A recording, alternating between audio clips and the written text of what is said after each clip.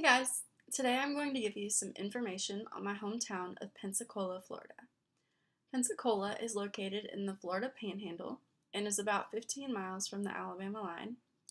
As of the 2010 census, the city had a population of about 52,000 people. Three of Pensacola's largest colleges are the University of West Florida, Pensacola State College, and Pensacola Christian College. I took several dual enrollment classes through Pensacola State College throughout my junior and senior years of high school. Pensacola is also home to the Blue Wahoos, which is one of the most popular baseball teams in the area. Their mascot is Kazoo and is well known all over the area. Next, how did Pensacola get its name? Well, Pansacola was a name of Native American origin that was given to Pensacola Bay and to the Spanish settlements built there in the 17th and 18th centuries. It is where the name Pensacola originated. The word was first reported in 1686 when a settler encountered a group of Native Americans by the bay, and he began referring to them as the Pensacolas. The change of pronunciation to Pensacola seems to have occurred under British rule, as the English used Pansacola and Pensacola interchangeably. When the city returned to Spanish rule, Pensacola was again used exclusively until the 1821 cession to the United States. The first Catholic Mass in the United States was held on Pensacola Beach shortly after the Spanish arrived in the summer of 1559. There is a cross on Santa Rosa Island that is dedicated to the first Catholic Mass held on Pensacola Beach. It was in 1559 that Tristan de Luna, with 11 ships and 1,500 people, including 5 Catholic Dominican priests, landed on the shores of Pensacola Beach. August 15, 2009 marked the 450th anniversary of the first Catholic Mass that took place on Pensacola Beach, Florida.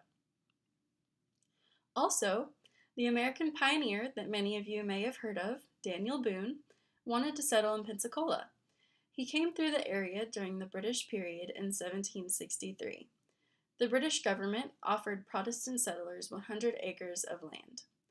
Boone traveled from present-day Boone, North Carolina, through St. Augustine, Florida, to Pensacola. Returning home on Christmas Day, 1765, he announced that he had found a place to settle in Pensacola. However, his wife did not agree and refused to leave North Carolina, which put an end to the issue. Pensacola was also the capital of a state that stretched all the way to New Orleans.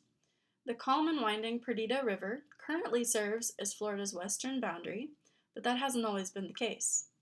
2 centuries ago, Florida's territory extended all the way to the Mississippi River, touching the thriving port city of New Orleans.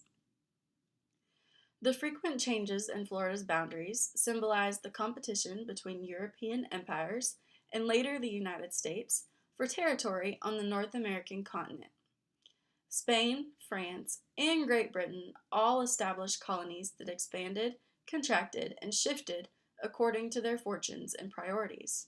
As a result, early maps of North America generally give a very vague sense of where Florida was supposed to be. After Juan Ponce de Leon claimed Florida for Spain in 1513, the Spanish continued exploring the present-day southeastern United States and expanding their claims to the land.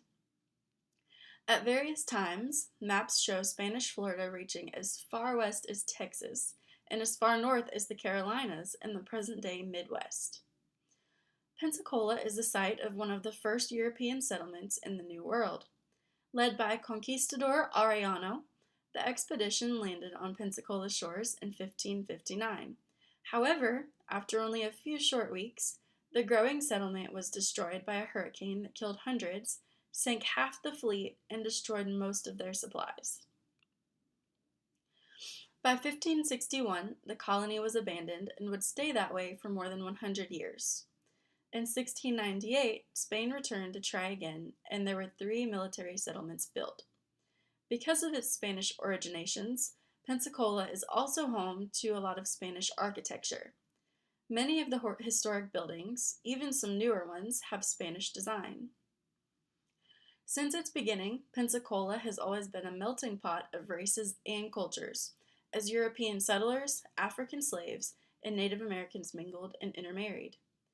The Bay Area is also home to numerous historic forts, many of which are still standing. From 1829 to 1844, 3 forts were constructed largely by slave labor.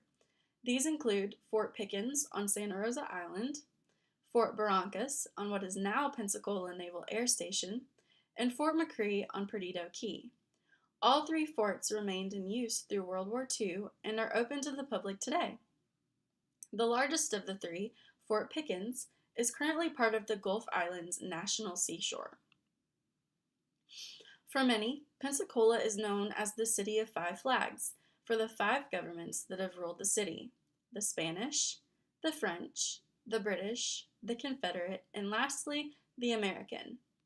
One more fun fact about Pensacola is that it is home to the United States Navy Blue Angels. They are the United States Navy's flight demonstration squadron, with aviators from both the Navy and the Marines.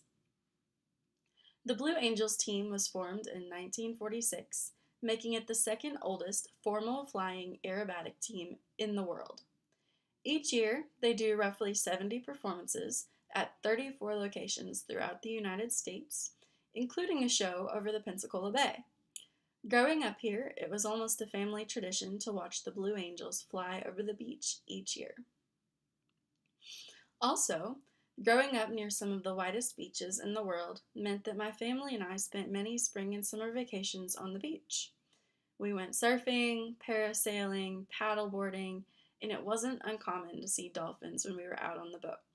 So many of my best childhood memories are held on the beach in Pensacola, and these memories I will hold dear to my heart forever, especially being at college right now. So thank you guys for listening to some information about my hometown, and I look forward to listening to yours also. So have a good day.